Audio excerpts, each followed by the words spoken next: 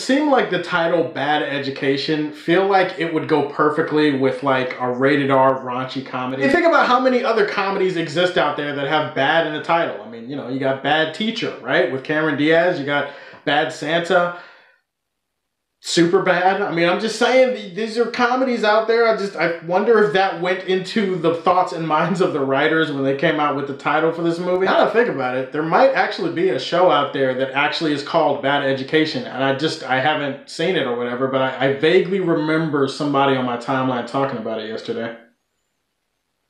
But oh well, I'm here to talk about the movie, so whatever. So Bad Education is directed by Corey Lindley. It is a film that was released on HBO just a few days ago. It stars Hugh Jackman, Allison Janney, it stars Ray Romano, also stars Geraldine.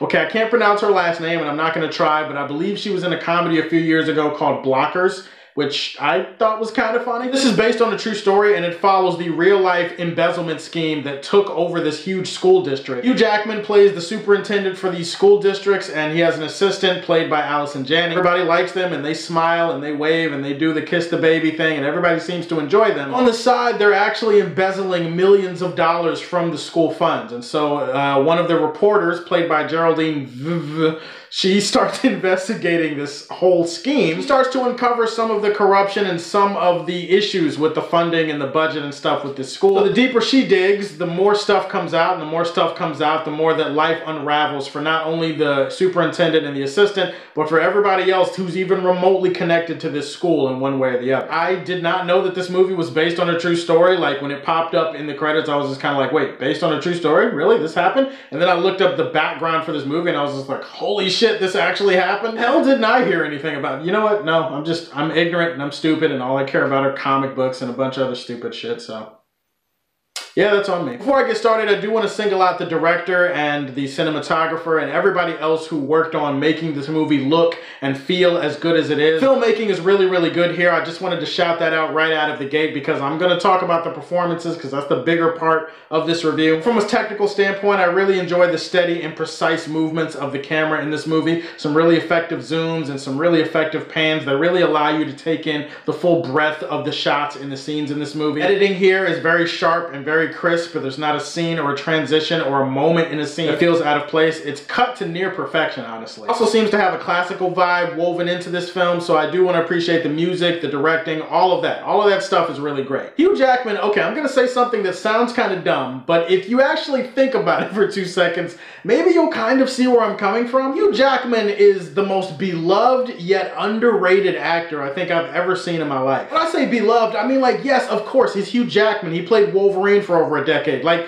everybody loves Hugh Jackman. You would have an easier time finding an 80-year-old with a TikTok account than you would to find somebody who has some kind of slander about Hugh. Like, everybody loves Hugh. At the same time, when you start talking about some of the best actors and actresses of this generation, it feels like Hugh kind of gets overlooked and people just kind of look at him and they go, oh yeah, he was great in Wolverine. I'm like, no, no, no, no, no, no. Hugh Jackman is just great, okay? The versatility and the range that this man has displayed over the years, it doesn't get talked about enough. It doesn't get shouted out enough. And I'm just going to use my little ass platform here to try to give that man a shout out. He is legitimately Oscar worthy in this film. He's incredible. He's portraying a very unsympathetic character. Definitely he has the charisma to pull off the sociopath thing. Like definitely that's the vibe you get from him in this movie. There are more layers and there are more things that you find out about his character over the course of the movie. And it's similar to the situation in the movie in general. I like the way that this film looked at it. I like the angle that it took. Because obviously what these people did was wrong and it was terrible and it was horrible and they deserve to be punished for it, right? I mean, nobody in this movie is trying to condone the actions of the people involved in this scandal. At the same time, it's a complicated issue because you do kind of understand them. You understand the humanity behind it. You sort of get why they did it and you sort of get them as people. Like this movie did a great job at building them up as people so you kind of understand them. It's not just like, oh, they're evil and they just want to get over on everybody. No,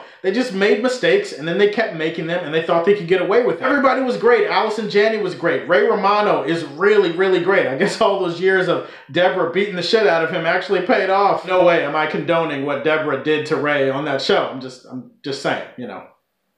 Debbie was a bitch. Geraldine was great. Alex Wolff in a small role was great. Like, from an acting standpoint, everybody brings their absolute A game in this movie. I like the consequences. Like, an event like this, it doesn't just affect the people that are involved in it, it affects a whole bunch of things. And this happened in a school district, so imagine the fallout for that school and for the kids and for the parents and how people would look at them differently. This movie addresses all of that within its story, and it doesn't get too bogged down with it. It doesn't try to lecture to anybody. It just kind of presents it and allows you to think about it how you want to think about it. There's issues with the movie. I feel like people could probably say that the first 20 or so minutes feel kind of aimless. Not that they feel slow or boring, but just like you're kind of waiting for the point to start. You're enjoying Hugh Jackman's charisma and you're enjoying Allison Janney and you're enjoying everybody, but you're like, when is this movie actually going to start? It didn't really bother me, but I could see that being a complaint. Also, there was maybe a moment sometime towards the third act where I do feel like things dragged just a tad bit. This is legitimately a great film put on HBO that maybe it was supposed to be in theaters, but then it just went to HBO because, you know, shit happens. I really enjoyed Bad Education, and this is going to get the highest rating on my channel, Superman Prime. Definitely check out Bad Education if you ever get a chance to. So tell me, what's your favorite Hugh Jackman movie of the last decade? Put that in the comment section down below. Like and subscribe to the Superfan Show, and as always, if you like what you see, tell me how you feel and stay tuned to hear more from the Man of Steel.